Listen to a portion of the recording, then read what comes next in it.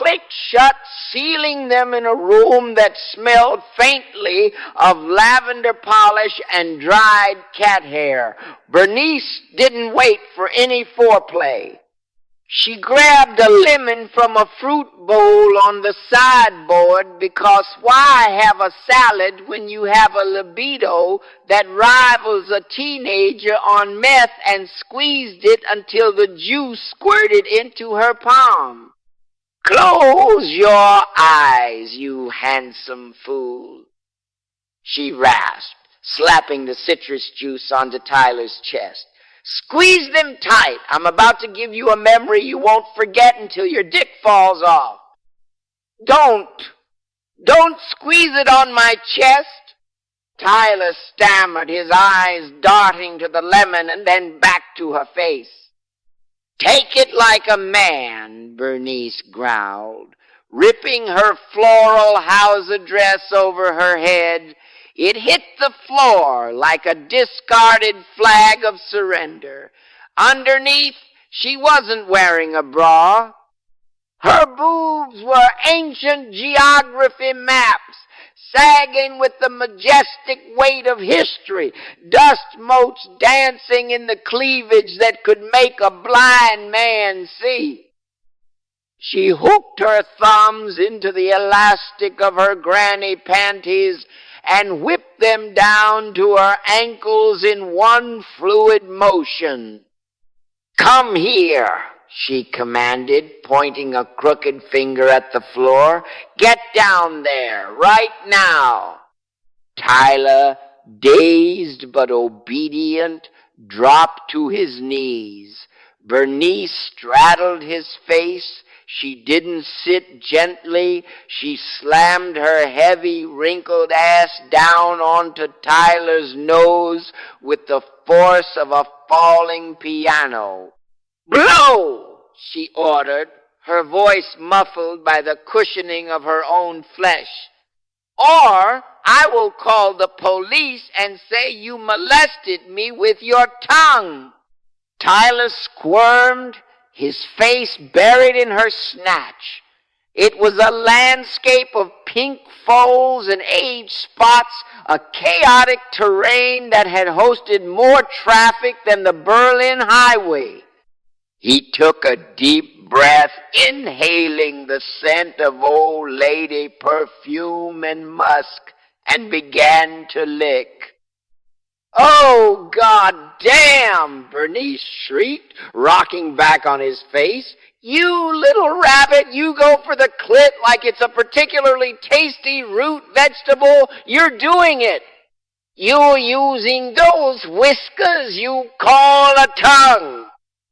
She grabbed his hair, pulling him deeper, grinding her hips against his mouth with a ferocity that defied physics. You think I'm done? I only just got started. I've got a whole box of tricks up this sleeve, kid. Tricks that would make a porn star blush and then cry. She hopped off his face and spun around, facing away from him, and lowered herself onto his lap. She grabbed his cock with one hand, which was impressive because her arthritis made her fingers look like twisted pretzels, and guided it toward her waiting hole. Stick it in, you stud, she giggled, a wet, gurgling sound. I ain't got no time for finesse. I ain't got no time for candles and wine. I got a cucumber in the fridge and a hard-on in my pants, and I aim to use both. She sank down on him, and the sound was wet and obscene, a squelch like a boot stepping in a mud puddle. Her internal muscles rippled around him, contracting like a python swallowing a goat. "Oh, shit," Bernice groaned, throwing her head back. Her hair, a cascade of dyed black curls whipped around her face. You're huge. It's been 70 years since I felt something this big in me. It's like I'm being split in two by a baseball bat. She began to bounce. It wasn't a graceful dance. It was a chaotic wrecking ball demolishing a house. Her sagging tits slapped against his chest, creating a rhythmic thwack, thwack, thwack that echoed off the walls. Her knees knocked against the floorboards, rattling the pictures on the wall. "Look at me!" she screamed, sweating profusely. Her face was beet red, veins popping out in her neck like angry worms. "Look at this old pussy take it. I'm a Ferrari, Tyler. I'm a Ferrari with a blown engine that still burns rubber." She reached under the chair and pulled out a vibrator. It looked like a kitchen gadget for peeling potatoes. She didn't switch it on. She just held it against her clit like a cigarette butt. "Get it, you bastard!" she yelled, bouncing faster, her breath coming in ragged gasps.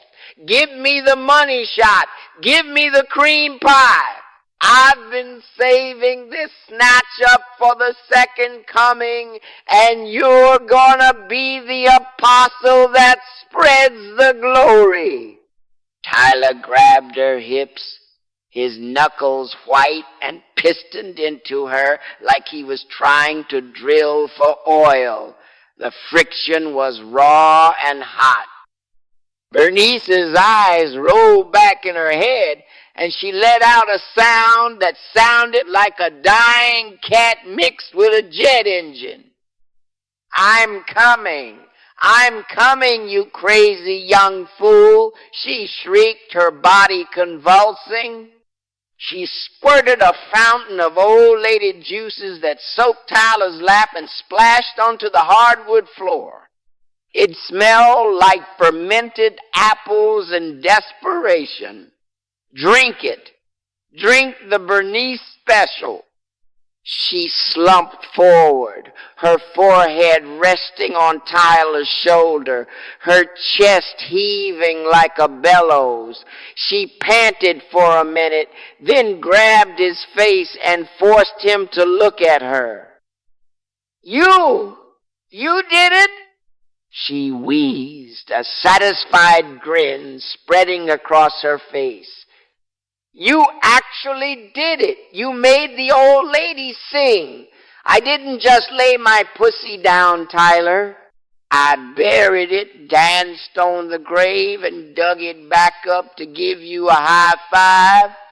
She pushed him away and fell back onto the floral armchair, spreading her legs wide again. "Now get the hell out and bring me the lemon."